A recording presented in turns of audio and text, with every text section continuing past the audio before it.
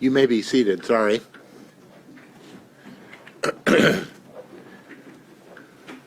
Further evidence or testimony on behalf of the state? The state calls Brandon Smith, Your Honor.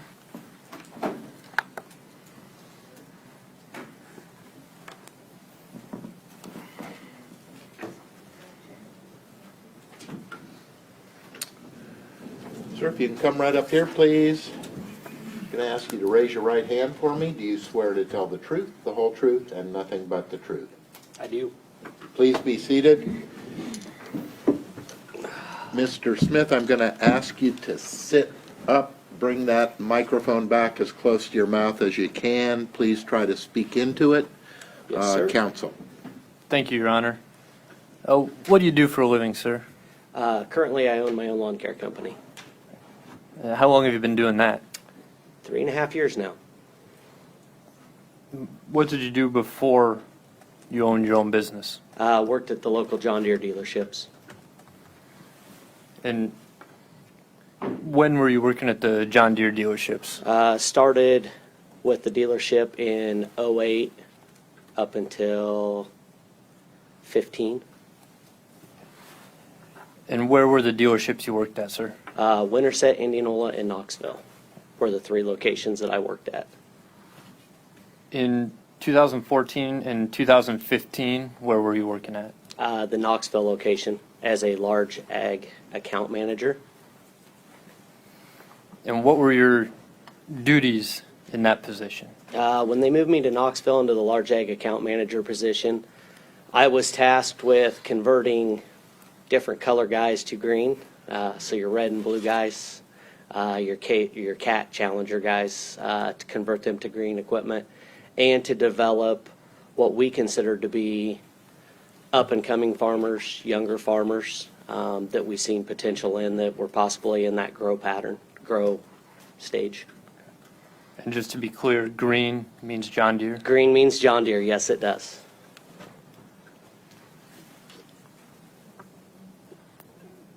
So your job was, at least in part, about building long-term relationships with young farmers? As part of a large ag account manager, was the main position of the job.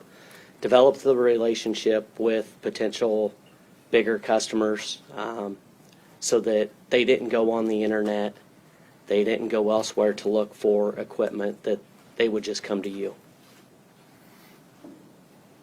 Does that require a heavy time commitment on your part? Yes, it does. A lot of extra time. And I want to step back for just a second. Do you know Bill Carter? Yes, I do. How do you know Bill? I've known Bill for a long time.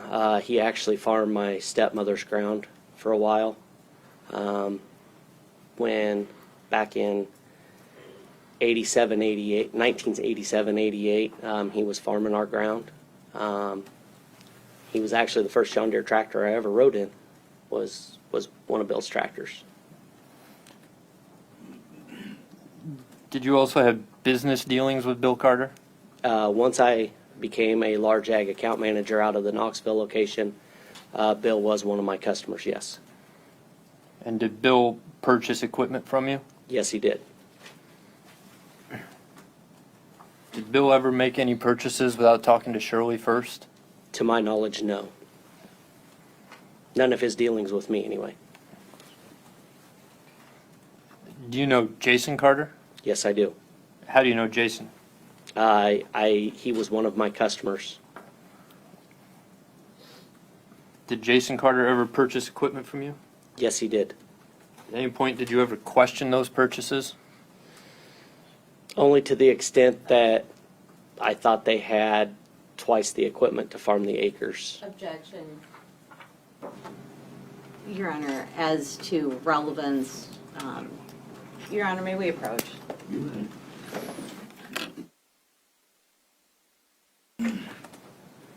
You may continue. Thank you, Your Honor. Sir, were you finished with your answer to that last question? No, I think I got cut off just a little. So Why don't you ask another question, counsel? Yes, Your Honor. Now, you testified a moment ago that your job is to build long-term relationships with younger farmers. Was Jason one of those younger farmers? Yes, he was. Did you believe Jason was an up-and-coming farmer worth the time investment? Yes, I did. Why did you believe that? With the fact that Bill was getting up there in age, Jason was already farming in the area that Bill did, had some of his own ground that he was farming. Knowing Bill couldn't do it forever, and that the likelihood of Jason taking over a lot of those acres would double his acre size, roughly, give or take, that he would be somebody that would be purchasing equipment for a long time. And as a salesman, that's who you want to align yourself with. Now, what types of things would you do to build relationships with these younger farmers? Stop out, visit with them on a regular basis. Occasionally you'd stop and have lunch together. You'd hand deliver, contracts or estimates or quotes for equipment. At the time, he was working at Motor Inn. So instead of making him come to the dealership, I would try to take him up there, drop him off for him. He had a combine breakdown late one night, and I went out there to the field, and I believe it was around 9, 10 o'clock at night, helped him tear it apart, drove to Lenox the next morning, and got back and had parts ready to go by 8:30, 9 o'clock the next morning so that he could get up and running again. Would you also spend time with farmers while they were working on their farms? Yes, sir, we would. Would you ride with them in their tractors? Tractors, combines, as long as it was a good day and they didn't mind having somebody sit in that tiny little cab with them. It was just a good way to try to help develop that relationship, and they were busy in the spring and the fall. So we'd, spend some time in there with them, and, if they had questions, concerns, anything like that, it'd be a good time to go over some of that stuff with them. And did you do those things with Jason Carter? Yes, I did. At some point, did you have a conversation with Jason about why he didn't go into business with his father? It was just brought up in one afternoon or evening in the combine. We were talking some equipment purchases, I think, is how it got started, and I just asked. Objection, Your Honor, as to 403. Overruled. Why don't you ask another question, counsel? Thank you, Your Honor.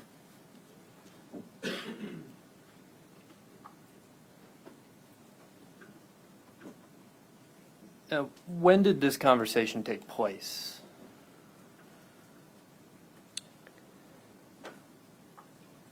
I believe it was the fall of 14. And where were you when you actually had this conversation? In the combine cab, combining with Jason. What did Jason tell you? Your Honor, again, I would object as to 403, especially given the additional information that this was fall of 14. Overruled. You may answer, sir. I asked why he didn't farm together with his dad, and his response was, I can't because my mom is a bitch. Did it surprise you when he said that? A little, yes. Why? I have known Shirley about as long as Bill, and it was just, she didn't strike me as that person. I guess I just didn't realize that was how he felt, I guess. Kind of took me back a little. No further questions, Your Honor. Cross-examination.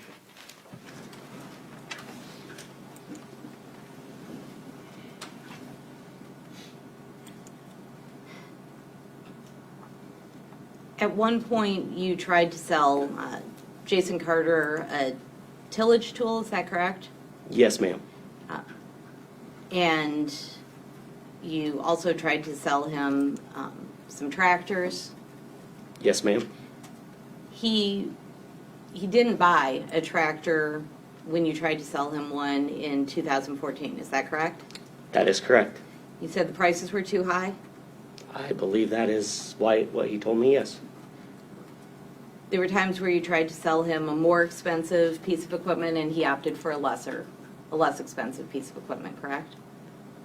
What I had available to sell him at the time was not 100% what he was looking for, so he went to another location, another dealership that had what he was looking for. Now, previously when Jason had purchased from you, his applications were always approved? Yes, John Deere Financial, yes, approved those applications. I had zero to do with the acceptance of those.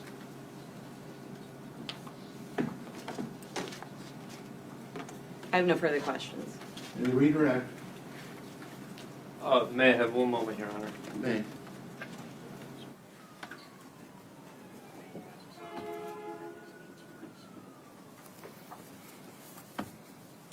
Yep.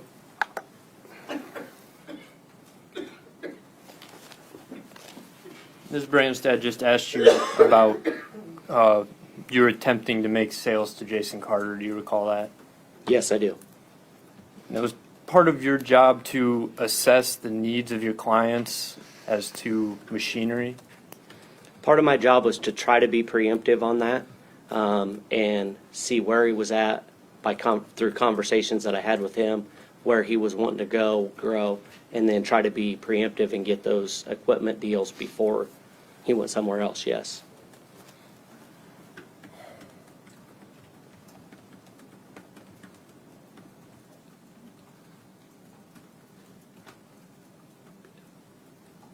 No further questions, Your Honor. Anything further, Ms. Branstad? No, Your Honor. Thanks, sir. You may step down. May this witness be excused. Yes, Your Honor. Yes, Your Honor. You are excused. Thank you, sir. Thank you. Further evidence or testimony on behalf of the state? State of Iowa calls Deputy Brian Bigaouette. Your Honor, I think we probably need to do a battery swap here before we get started. Okay.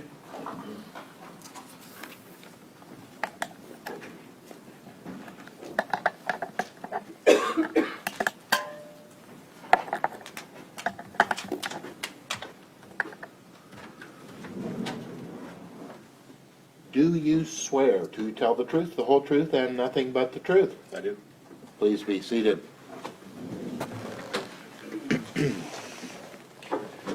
Deputy, I'm going to ask you to sit forward. Please try to speak right into that microphone so everyone can hear you. If you would, please state your full name and spell your last name. Full name is Brian Patrick Bigaouette. Last name spelling is Bigaouette. May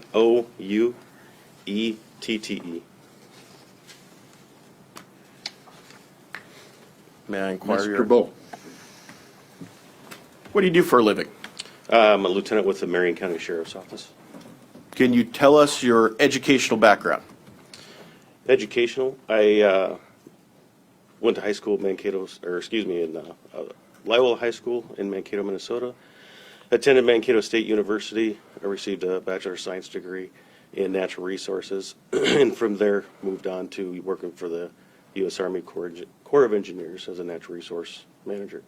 Brian, I'm going to ask you to speak directly to that microphone. It's hard for me to believe I'm about to say you're sounding soft-spoken at this time. Tell us your professional background after going to the Army Corps of Engineers after college. From there, I transitioned to the Marion County Sheriff's Office in 1999. Attended the Iowa Law Enforcement Academy and successfully completed that, like I say, in 2000. And since that time, maintained yearly recertifications, training that include things like a taser instructor and specialty areas like taser instructor and a drug recognition expert. Sir, what rank do you hold? Lieutenant. And this jury has heard in the past radio traffic, just so they can match up who you are, what is your badge or radio number? 63-8. Were you on duty on June 19th, 2015? I was not, but I was called to duty. Reference a call at 132 Perry Street. Keep your voice up and slow down just a hair, please. So were you one of the individuals the sheriff asked dispatch to call out? Yes. And on June 19th, 2015, did you participate in interviews with Jason Carter? Yes, I did. Did you also transport Jason Carter and his wife from the Pleasantville Police Department to the Marion County Sheriff's Office that day? Yes, I did. Is your squad car recorded? Yes. Do the occupants of your squad car necessarily know they're being recorded? Not necessarily. Why did you transport Jason Carter from the Pleasantville Police Department to the Marion County Sheriff's Office? I was asked to take Jason there for what they call a major case print to be performed. And did you in fact transport both Mr. and Mrs. Carter, Jason and Shelley Carter, back after their fingerprinting was done? Yes, Jason was just had to be fingerprinted, but Shelley, his wife, rode along. But yes, I transported him to the Marion County Sheriff's Office, and then once the prints were obtained, he was transported back to the Pleasantville Police Department. Sir, did you do anything else as it relates to this investigation? I assisted in some follow-up, some canvas interviews, and then on July 7th of 2015, assisted at a search warrant that was located at Jason Carter's residence. Now, you use the term canvas. Does that mean you just went and talked to some neighbors to see what they knew? Yes, talked to some neighbors, they heard something, went and talked to the other neighbor, that kind of thing. Sir, between July 7th of 2015 and approximately a month ago, did you do anything else related to this investigation? No, At some point, were you requested to review, listen to, and watch all audio and video interviews of Jason Carter related to this investigation? yes. Can you ballpark for the jury how many hours that took? About 25 to 30 hours. Sir, as you watched and listened to these interviews, were there similar topic areas that were covered? Yes. Sir, did you make a decision concerning the video clips you believed would be helpful to the jury to understand Jason Carter's statements regarding his mother's death? Yes. Lieutenant, how did you make the decision concerning what clips you believed explained Jason Carter's testimony? Just put them in categories by either things he said or the course of events throughout that day. Now, are we going to watch 30 hours of video? No. Okay.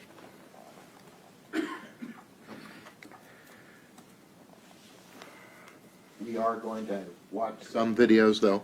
Yes, sir, we are. All right. Ladies and gentlemen, before we begin doing these interviews with the defendant, they are recorded interviews that were done by law enforcement personnel. I want to instruct you that the statements and questions by the law enforcement officers during the interviews with the defendant are not evidence to be considered for their truth. The defendant's answers and responses to the questions and statements are, however, evidence. The parties in this case stipulate and agree that any editing of these video or audio interviews with Jason Carter was done at the direction of the court. You may proceed, Mr. Bull. Sir, before we go any further, did Jason Carter ever confess to the murder of his mother? No. As we watch these clips over the next hour or so, was there ever a time in which the answer that Jason Carter provided was not to the question posed? No. You didn't clip the answer so it was an answer from one place to a question from another? No, the clips, they vary in length from a few seconds to several minutes, but a question would be asked and the answer would be given, all within that same portion of the interview or same clip. Sir, have you been trained as a law enforcement officer in different types of interviewing and interrogation techniques? Yes. Are there different approaches used at different times? Yes. Can you explain that to us? Primarily there's interviews and interrogations. An interview is more of a storyline. It's kind of, the direction is driven by your witness or the subject you're talking to, kind of telling you the course of events, how things happened. An interrogation is more turning a table where the law enforcement generally is guiding or directing that conversation, and which sometimes can be more confrontational. Are we going to see both types of techniques used during the videos and audio that we listen and watch to? Yes. Lieutenant, despite your best efforts to categorize the different topic areas, are there going to be overlaps? There are, as I mentioned earlier, with like interviews, somebody's generally telling you a story, but there's a lot of times where you come back to, hey, let's go back and talk to this. So you may be talking about something, and it kind of goes back and repeats that. It kind of jumps around a bit, so there is some overlap in topics or discussion. May I approach the witness? You may.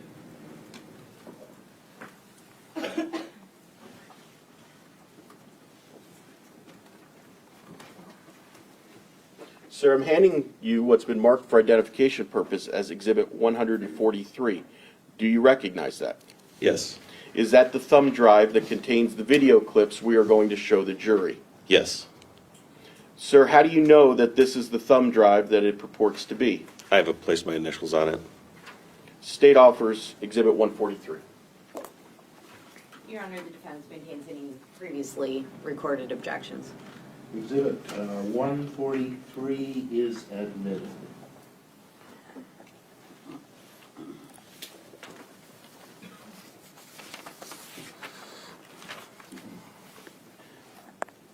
Deputy, as Mr. Polson starts to get the videos queued up, are these videos conducted on different days? Yes.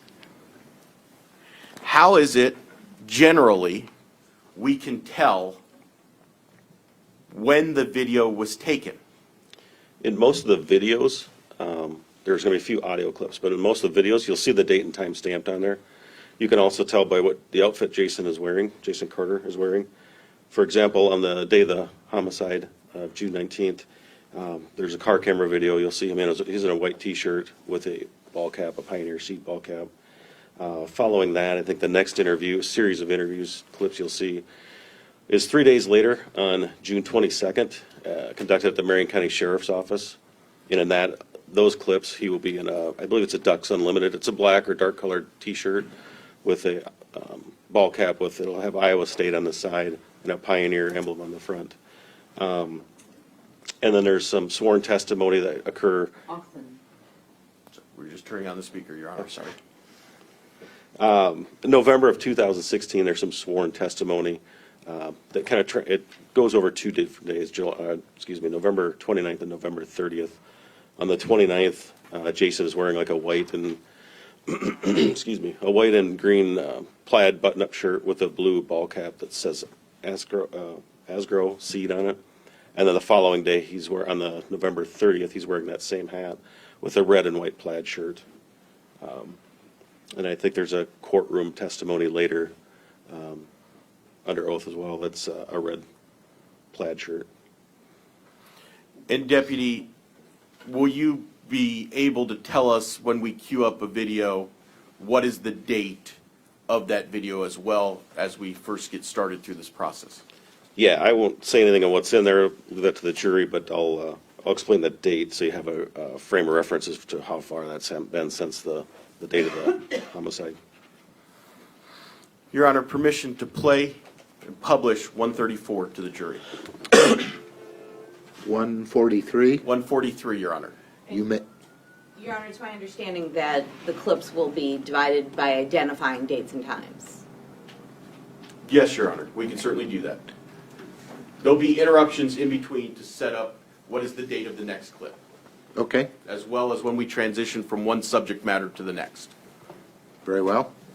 You may, in fact, publish Exhibit 143.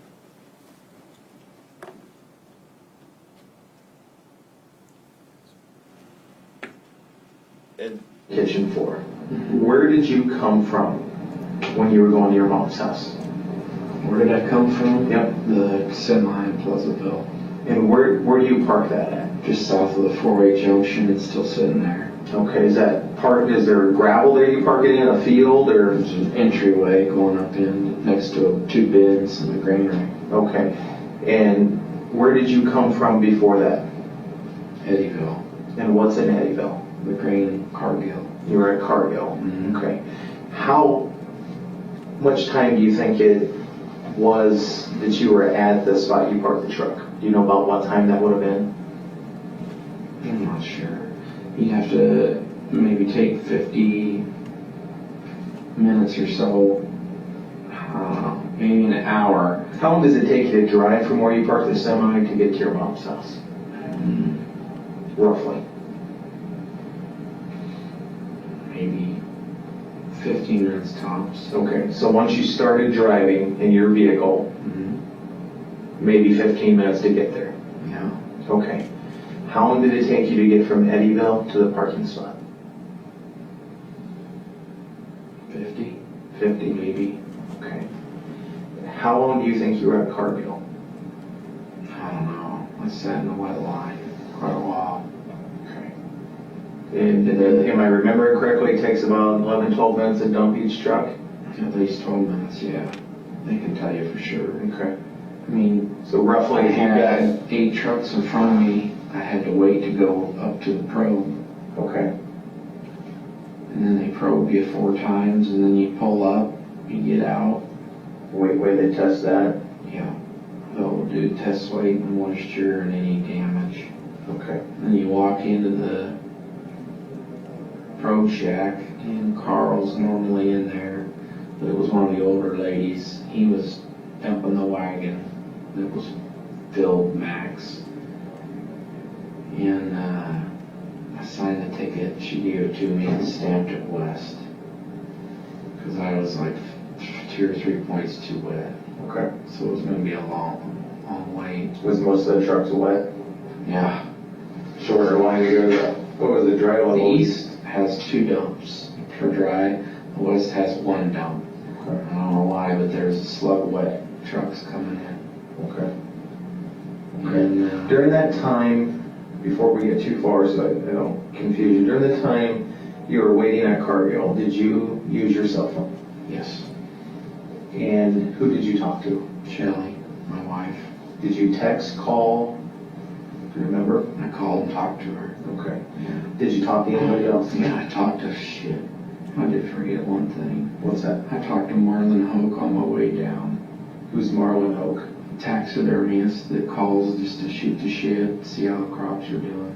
Okay. Well, on the way down, where did you talk to him? He called me just past the 4-way intersection on my way down the 4-lane towards Knoxville. On your way to make the stop at Cargill? Mhm.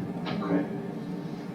All right. No, that's why we're walking through this, to give it, a lot of times it's easier in the memory to walk it through like that, to remember it, versus if someone just tries to say it off the top of their head. So, did you talk to anybody else besides Shelley while you were waiting there at Cargill? I can't remember. I think I probably text Tara. Okay. But you would use that other phone to do that, correct? Okay. And what about your drive from picking up the truck down at Cargill? Did you talk on your phone or text with either one of them? Probably Tara. Okay. And what about between your parents' house and when you dropped the semi off? Did you call or text anyone? Oh, you know what? I did. I text Charles for a load of chemicals to bring. And I told him I was gonna need 800 gallon, because I already had 20% left on the sprayer tank. And I think he sent back 10-4, can do or something like that. I can't remember exactly. And I said, can you have it there as soon as possible? And I think he said 30 minutes. Okay. And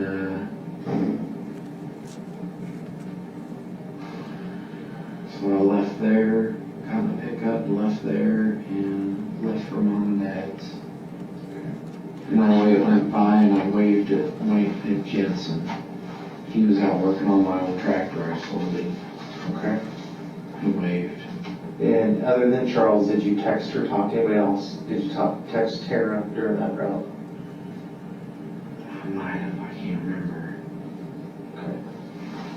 And then let's jump back to Cargill. You're there making your delivery. Yeah. Previous to that, where were you?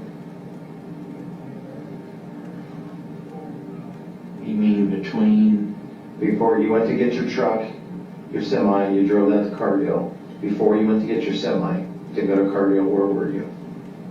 I went from the house. This is your house? I went from my house to drop Chase off at school. I was I dropped him off at like 7:41. I was worried. And where's school at for him? Where did you drop him at? High school there at Knoxville. At Knoxville High School? Okay. And then you drove from there straight to get your semi? Yep. I started it up. Did you make any stops along the way? No. I started it up and was wanting to warm up. I just didn't want to jump in and take off. Mm-hmm. So, and I hadn't had any food or anything for breakfast, and I'd taken my medicine. So I drove to Casey's and got a donut and water. Okay. And what Casey's did you go to? In Pleasantville. Pleasantville? Okay. Did you use your phone between the high school and the semi?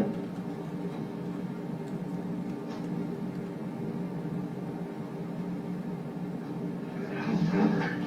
Okay. How often do you text and talk with Tara? Is it pretty frequent? Yeah. So just throughout the day would be a normal... Yeah, if she could shoot the shit about anything, whatever. Okay, so that phone was probably used more than your personal phone, do you think?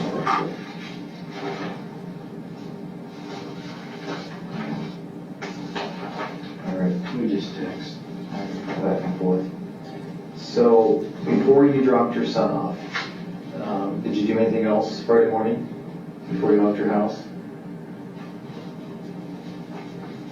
Fed the chicken, I think.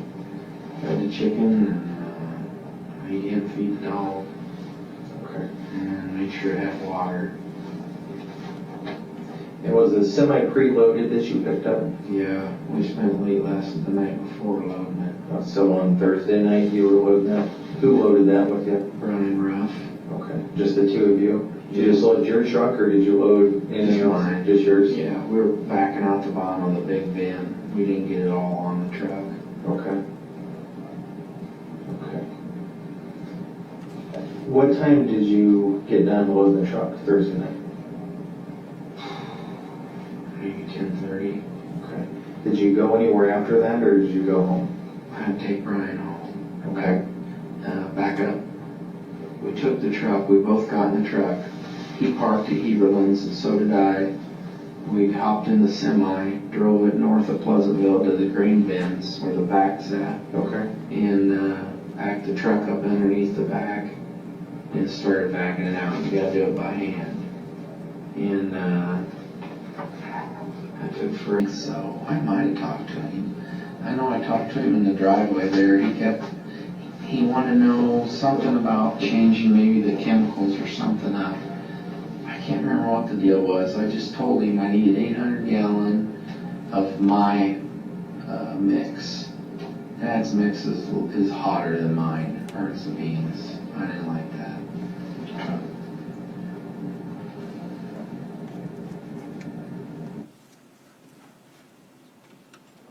Deputy, what is the date of the next clip we're going to watch?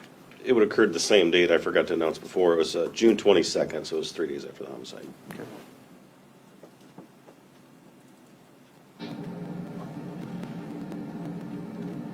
And so where do you work at now? I'm self-employed. Okay. Farmer.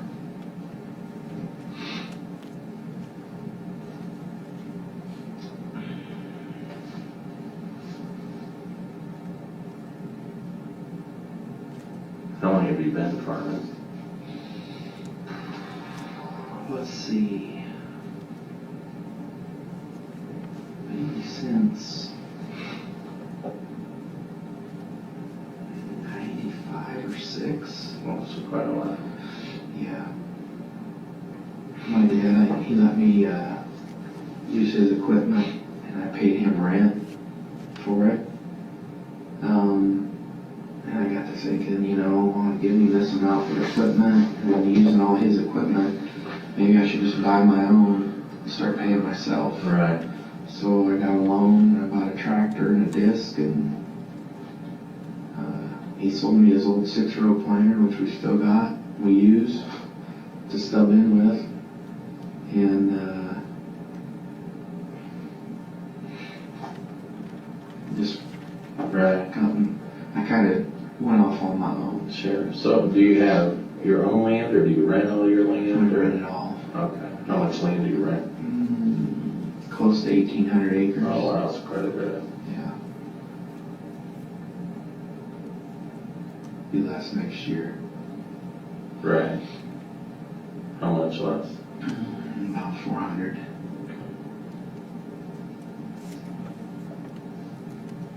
I gave him a dog guy my notice after he chewed my kind of Right. had fallen out. Well, In hindsight, do you think that's what he wanted you to do? I mean, does he have other plans for it or? he's selling it.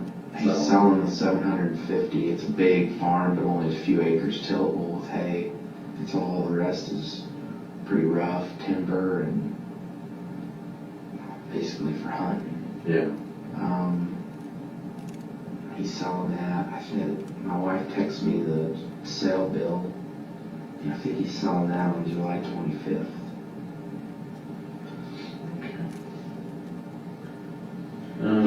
Do you enjoy farming? I mean, Yeah. is it what you want to spend Yeah.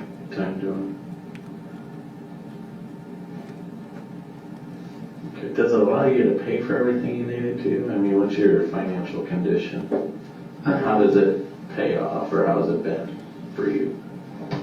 Good. I mean, it's kind of hard. I can't ask an hourly wage, or you know what I mean. It's kind of. No, I mean, I've been able to make my equipment payments. I run a nice line of equipment.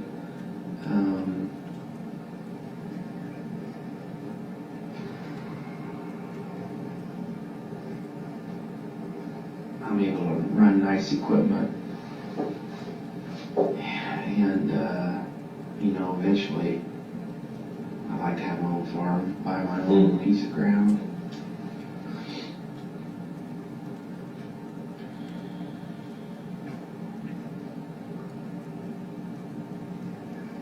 How would you describe your financial position?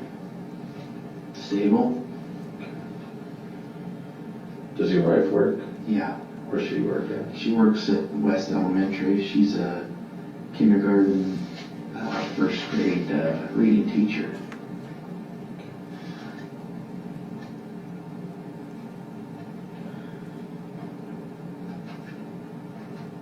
At West Elementary. Mm-hmm. Is that in town here? Yeah.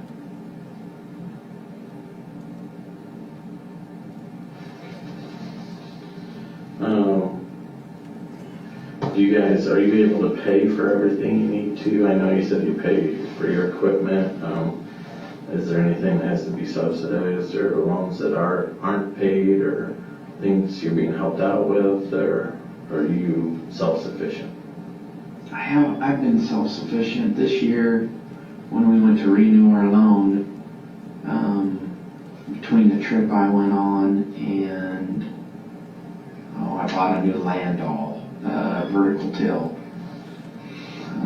The trip was, I don't know, I ended up with with the amount of grain I have left over, carried over to sell out, and I was probably around $50,000. If I had to pay my note back that day, I would have been $50,000 short.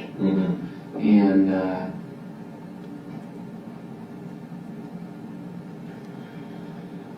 the 2 years prior to that were good.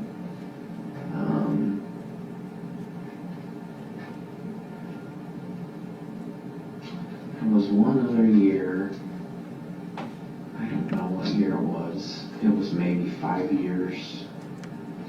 or 6 years back. I was around $20,000 short, and my dad helped me out. Okay. That's what I was wondering, if they Yeah, occasionally will help you out, or how would you describe that? How a long often? time. Just Yeah. once he Yeah. helped you out with that? Yeah. Okay, so this latest that you were talking, if you had to pay that note for the 50, you never needed help, or did he help with this one as well? I didn't say anything to him about it. I'm kind of hoping prices will work up over the summer. Sure. They've done just the opposite. But I'm spending $100,000 less than I did the year prior, so I should be to the good Right, this year if we have a good crop. I see. Okay. If I hadn't bought that new vertical till, and would have been in the green. Your Honor, we have one additional relatively short clip for this category. Could we play it and then take our break for lunch? That's fine. This next one is just on a sworn testimony on November 29th of 2016. Where was your phone at? It was in between the seat cushions, just stuffed down in between the seat. And is that where you normally kept it? No, Where did you normally? I usually keep it in the fuse block, the power distribution center. It's just a compartment full of fuses. I just leave it in there. Under the hood? Yes. Okay. And when did you get this phone?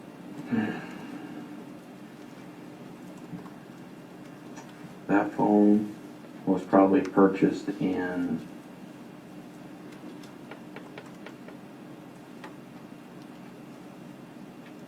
late February. Did you buy it? Yes. And what was the purpose of you buying that phone? To communicate with Tara. Your Honor, that concludes this clip. At this time, could we take our lunch break? We may, yes. Ladies and gentlemen, we're going to take our noon recess. Please remember the admonition I have given you repeatedly. Keep an open mind. You've not heard all of the evidence. Don't discuss the case with anyone. Don't allow yourself to be exposed to any media reporting about this case. We will reconvene, let's make it about 1:15. Yes. We make a break record either now or a break before. Yeah, let's do it now.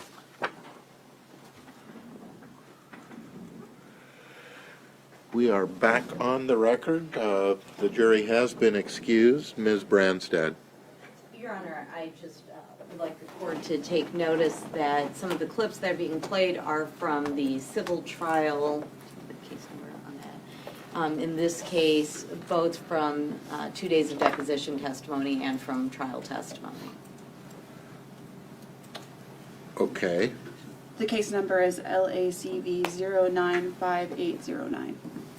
Very well. The only record the state would make, Your Honor, is during our pretrial issues on this case, the defense stipulated to its admissibility. Very well. No, I would like to make record in response to that. The defense stipulated to its authenticity. And I think that the defense made the record that they objected to such testimony because there aren't these same, there isn't the same colloquy with the defendant about the right not to testify as there would be. But certainly we agreed that there were admissions against interest and that they are authentic recordings. We're offering, Mr. Owner, I believe in support of the motion to dismiss. We aren't objecting to the evidence's admissibility in this case, other than the record already made. I understand. Nothing Thank you. further. Why don't you be back so we can get started promptly at 1:15, please? I will try to do the same.